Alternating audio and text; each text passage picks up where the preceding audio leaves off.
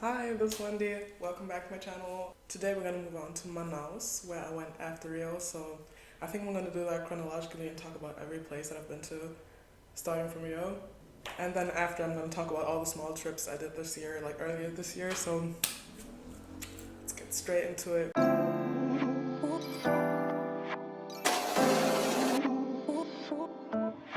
So let's start with my motivation of why I wanted to go to Manaus. And if you haven't watched Rio, you are missing out. Like, this movie was actually my motivation behind everything. Like, to even go to Brazil in the first place. So I really wanted to see all different kinds of animals. I wanted to like suck in the culture and everything. So I booked the flight. So from Rio to Manaus it was 189 euros with my large suitcase, so that's alright. So you see, once you're on a different continent, all the flights that are like to neighboring countries are gonna be cheaper than you think. And the flight was I think roughly 6 hours, but it was only 6 hours because there was a stop in the middle of it. I literally forgot why I stopped. I'm not sure. I think it was Brasilia, but I'm not sure. I found the cheapest flight over booking, so I booked it there. I didn't want to stay that long in Manaus because I only wanted to do an Amazon tour there, so I only stayed like 3 days. So I actually got an apartment there, and it was 64 euros for 3 days, so it was alright. Like, it was still like a bit expensive comparing it to like hostel stays, but whatever.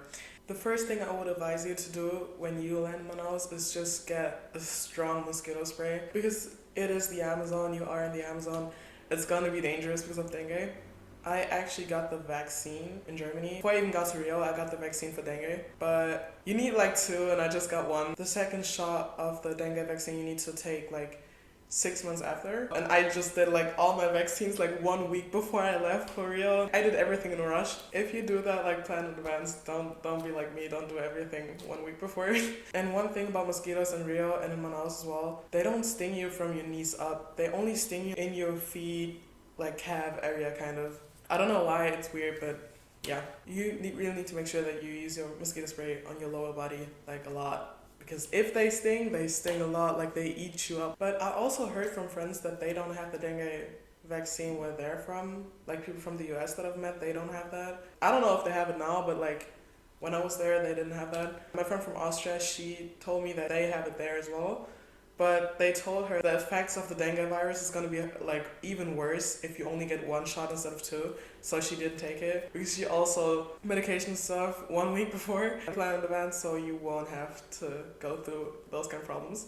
So my first, I just did some exploring. So I looked on Pinterest and wrote down places that I wanted to see. First, I just took the motor taxi into the city because my apartment was kind of like, I don't know, not far away, but like not very accessible because there was a highway right next to my street. So I just took a motor taxi into the city, and then from there I just walked around the whole day. And there was actually this huge market with a whole lot of jerseys, food, just street food, all those kind of things. I literally got lost 2 times because it was so big. It wasn't like an open market, like on a main square or something. It was really like just in between smaller streets. You know, like the plantain chips we have in those kind of like small packages here in Germany. This is my guilty pleasure. Like, I love those.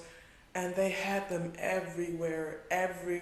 Like, I bought this huge bucket. I don't know if I have a picture. If I have, I can show you.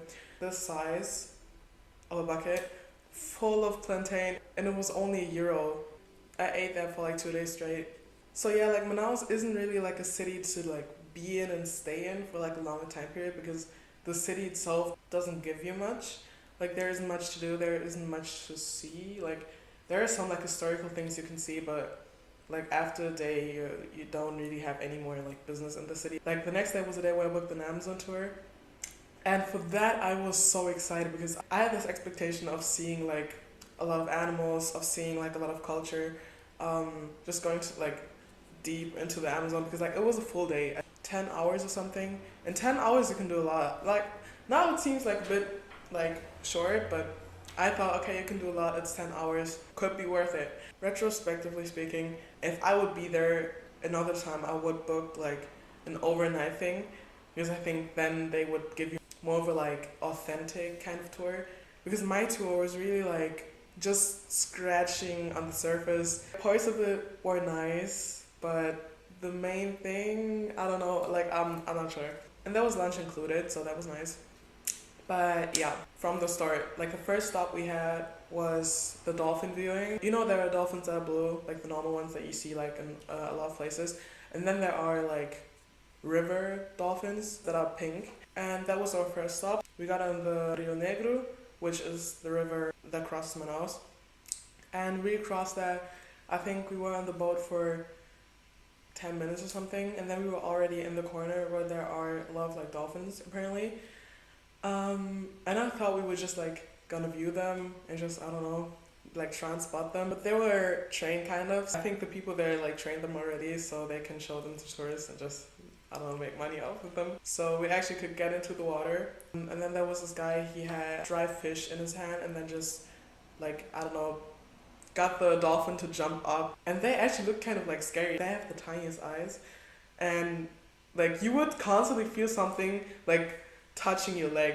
They wouldn't care, they would just like swim against you. So I think the second step was just a viewing of other like fish that are in the sea.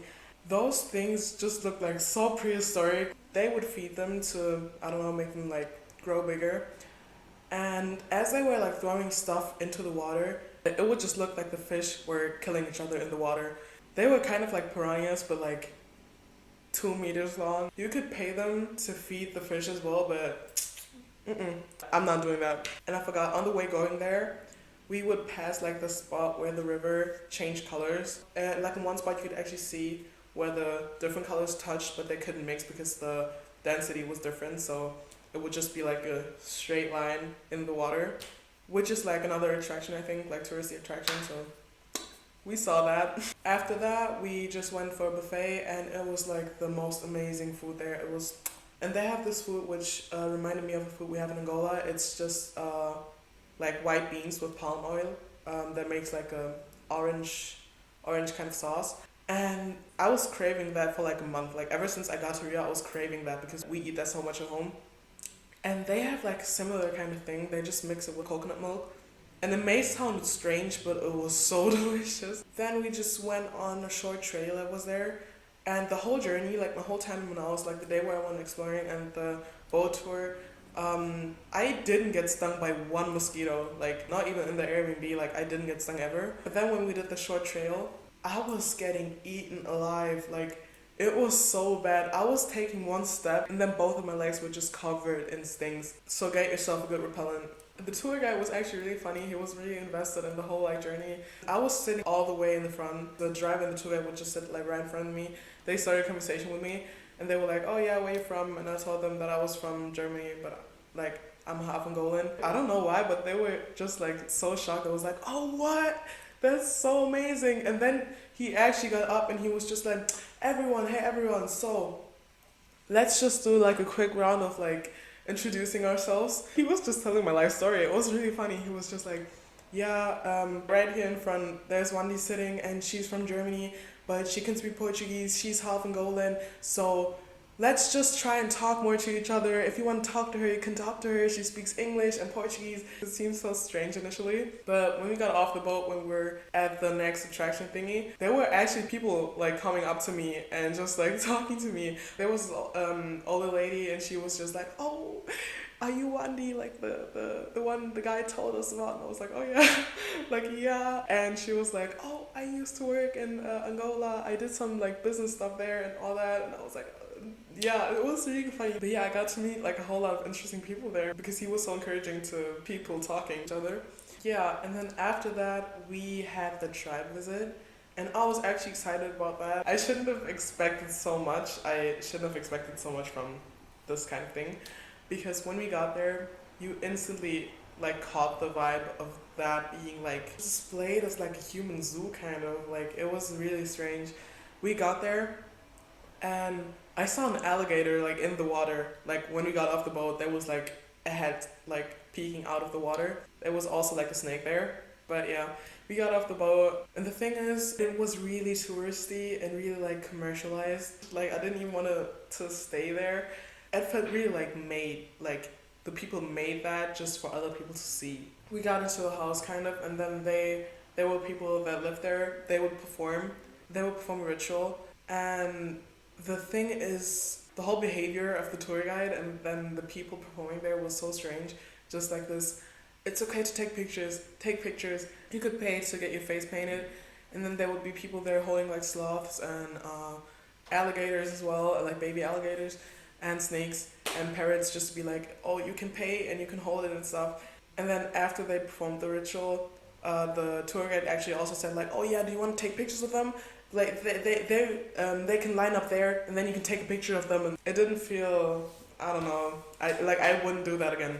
It just felt strange. It gave me real like a zoo vibe. Not to watch other people like I don't know. I didn't like it. But anyways, I got another like bucket of plantain there because they also sold that, and a coconut. And then after like an hour or something, we were on our way again.